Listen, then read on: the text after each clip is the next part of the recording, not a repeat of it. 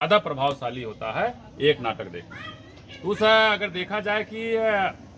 हम लोग बचपन में जब कक्षा 5 तक थे तो गांव में नौटंकी हुआ करती थी, तो हम लोग देखने के लिए 1-1 किलोमीटर 2-2 किलोमीटर दूर निकल जाया करते थे। लेकिन अगर देखा जाए कि शुरुआत में अगर हमारा पैतृक दिखा जाए तो हमारे पिताजी भी उस सांस्कृतिक गतिविधियों में जो गाँव में 5 लोगों का बाजा हुआ करता, उस बाजे में एक बाजा बजाते थे हैं। तो कहीं ना कहीं वो देखा जाए पैतृक हमारे अंदर कहीं ना कहीं वो गुण था।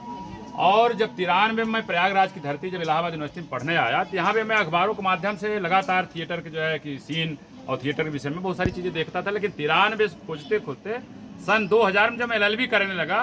तो एक अखबार निकला जो लड़के नाटक में रुचि रखते हैं, इलाहाबाद विश्वविद्यालय उसके संगठन जो विद्यालय है उसे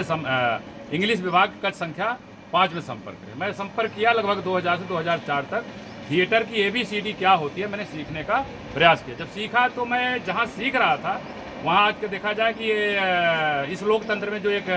क्रांति प्रतिक्रांति का जो दौर है, एक तथाकथित व्यवस्था की जो संस्कृति है उसको पोषित करने का काम किया जा रहा है। हम लोग जिस संस्कृति में विश्वास करते हैं, समता स्वतंत्रता बंधुत्व, जो तथाकथित बुद्ध की विचारधारा रही, उस विचारधारा को बाबा साहब के बाद देखा जाए मानवर कांशीराम साहब ने, आज देखा जाए अप्रत्यक्ष रूप से हमारे मान सम्मान स्वाभिमान की प्रत्येक आयरन लेडी बहन मायावती जी उस काम को देखा जाए, चाहे ग्रेटर नोएडा हो चाहे हमारा लखनऊ का पार्क हो, वो देखा जाए उसके माध्यम से हम देख सकते हैं उस संस्कृति को आगे बढ़ाने का प्रयास करते। हमने एक अभियान के माध्यम से थिएटर इन विलेज, गाँव में रंगमंच किस तरह से बढ़ सकता है, क्योंकि हम गाँव में भी रहने वाले हैं, तो हमने सोचा इस चीज़ को शहर से गांव तक ले जाया जाए, क्योंकि गांव में बहुत सारी प्रतिभाएं होती हैं जिसको कैसे निखारा जा सकता है। तो शहर में एक जो हम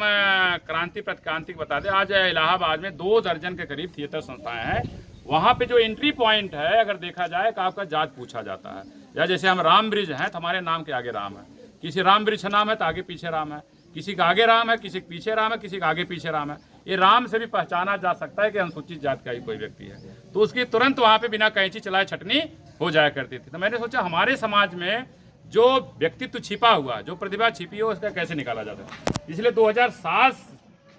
से हम लोग लगातार जो है गर्मी की छुट्टियों में, अब तो 4 साल से जाड़े की छुट्टियों में प्रस्तुति परक ग्रीष्मकालीन और प्रस्तुति परक जो है शीतकालीन जो है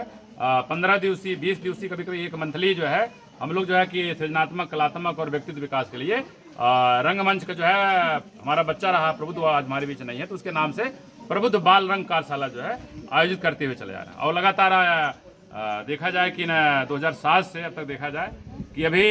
थिएटर की लाइन में सफल नहीं हुए, लेकिन जो लड़के थिएटर में आए हैं उस थिएटर में अगर देखा जाए कि एक बिटिया जो है कि अभी सफलता उसको मिली है, UP पीक जो वैकेंसी आई थी उसमें पुलिस बन गई है। इसके पहले 2 बच्चियाँ जो इंग्लिश मीडियम की रही हैं वो जो है BHMS कर रही हैं, जो है इसी थिएटर के माध्यम से इसमें लर्निंग पावर जो सिखाया जाता है, बहुत सारी चीज़ों को गेन करने की क्षमता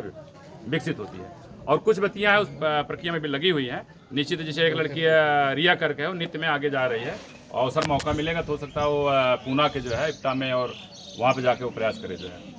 तो इस तरह से हमें जो है कि जो बहुजन समाज की जो संस्कृति है, बहुजन समाज की जो साहित्य है, बहुजन समाज की जो कला है, उसको कैसे हम पुनर्स्थापित कर सकें उस दिशा में काम किया जा रहा है। और आज जसरा ग्राम सभा में इसी तरह से उस पर चर्चा करने के लिए हमारे